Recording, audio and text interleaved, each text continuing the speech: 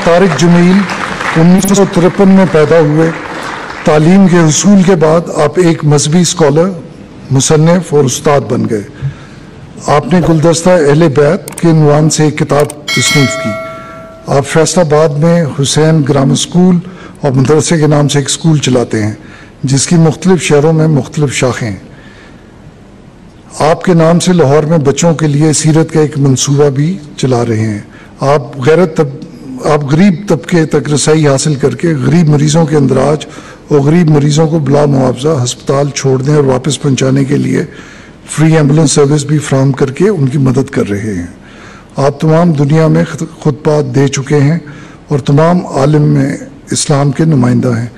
आप नस्ली और फ़िरका वाराना हम आहंगी के हामी हैं। मजहबी स्कॉलर की हैसियत से आपकी शानदार खिदमात के एतराफ़ में सदर इस्लामी जमहूरियत पाकिस्तान ने मौलाना तारिक जमील को सदारती एजाज़ बराए हुस्न कारकर्दगी अता किया।